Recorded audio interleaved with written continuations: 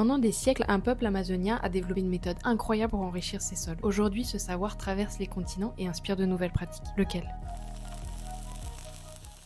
Hello tout le monde! Aujourd'hui, j'ai un micro.